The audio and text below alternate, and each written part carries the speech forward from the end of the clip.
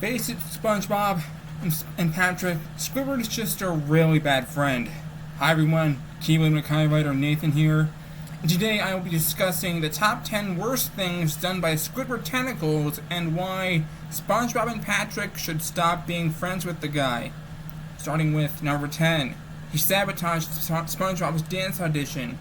In the episode I Heart Dancing, it is revealed that Squidward is one of the most miserable people in Bikini Bottom, and he's also the worst of them. In the episode I Heart Dancing, our big nosed narcissist thinks that he's the best dancer in Bikini Bottom, but that might be true under very specific conditions. Unexpectedly, he becomes jealous when SpongeBob gets offered a dance audition. So Squidward comes up with a plan in where he has SpongeBob train until he collapses from exhaustion, and he manages to make SpongeBob miss his audition. However, Squidward's plan backfires, and he gets his just desserts when he is going to dance in a show run by his arch enemy, William Fancyson. Number 9. He cheated on Employee Brotherhood Day. In the episode Dying for Pie, Squidward is forced to get SpongeBob a gift for Employee Brotherhood Day, and as such, is told to make the gift for SpongeBob. However, as a cop-out, Squidward purchases a pie from some shady-looking pirates, unaware that they are actually bombs disguised as pies. Number 8. Going on strike. In the episode Squid on Strike, Squidward gets himself and SpongeBob on strike due to the fact that Krabs has decided to charge them for the most bullshit reasons. He even manages to convince SpongeBob to do the same. Now, there isn't anything wrong with Squidward exercising his rights and trying to bring to light something that he himself sees as an extreme injustice. However, his greatest downfall is when he gets SpongeBob to embrace the strike and take things way too far. Number 7. Filing a restraining order against SpongeBob. Okay, I understand that SpongeBob can be a bit of a pest, and even though he's one of my favorite characters, but is that really necessary to have in court file to do something like that? In the episode Restraining SpongeBob, Squidward is basically driven up the walls because of SpongeBob, so he resorts to taking legal action against our poorest little amigo. Due to the restraining order issued against him, SpongeBob is unable to help Squidward, have Squidward give him a hand in work without running into legal trouble. Luckily, Mr. Krabs hires Patrick to act as the middleman between SpongeBob and Squidward. However, Patrick proves to be more of a menace to Squidward than SpongeBob, so Squidward removes SpongeBob from the restraining order and changes it so that Patrick can't come anywhere near him. Number 6. Nearly destroying SpongeBob and Patrick's friendship. I know SpongeBob and Patrick can be a little bit too much to handle, but this is a little too mean. This doesn't excuse the time in Naughty Nautical Neighbors, where Squidward manipulates SpongeBob and Patrick into hating each other. On what used to be a quiet and peaceful day, Squidward manipulates the two friends into fighting and almost causes them to break their friendship. However, Squidward manages to fix the problem so they can just get out of his hair. Number 5. Stealing SpongeBob's diary. Just how low can Squiddy go? Low enough to abuse and humiliate somebody.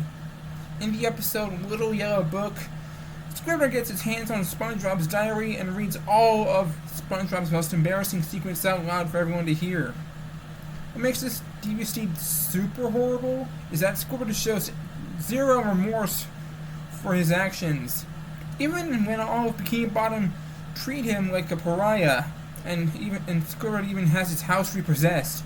Despite all this, he steals SpongeBob's normal diary again and blatantly admits his lack of remorse, all while laughing his fucking head off. Now that's a really shitty friend there. Number 4.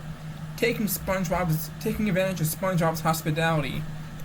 In the episode Can You Spare a Dime, Squidward is accused of stealing Mr. Krabs' first dime, and in a rage, Squidward quits his job at the Krusty Krab. As a result, Squidward ends up homeless on the streets, and while living with SpongeBob, starts mooching off of him.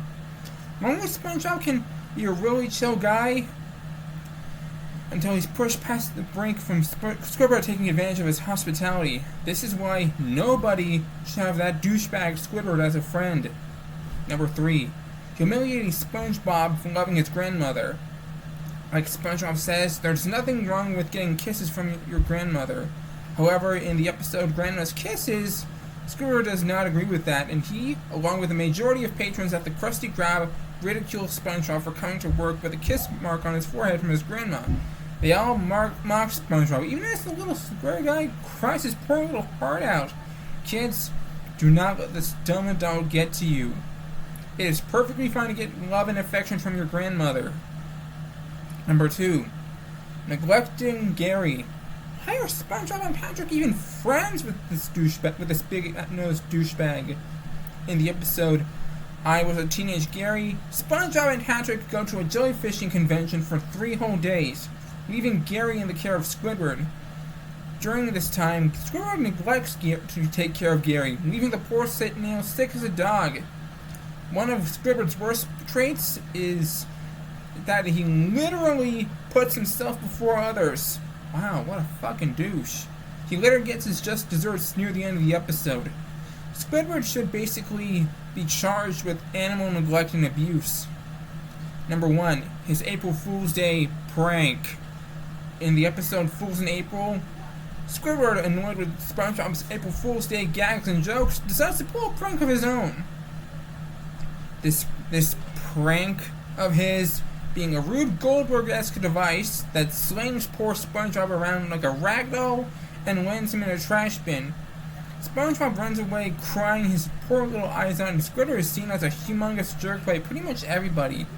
April Fool's Day is all about just telling a couple jokes, pulling a few harmless pranks, and having just a good laugh. Not publicly humiliating somebody to the point they run home crying their eyes out. If it were possible, Squidward would be fired from the Krusty Krab for good.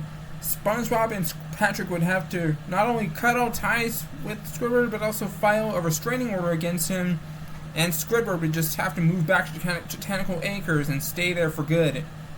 Next time, I will be discussing the top 10 reasons why Francine Smith from American Dad should file for divorce against Stan. This is Keith Mackay Ryder Nathan signing off. Later.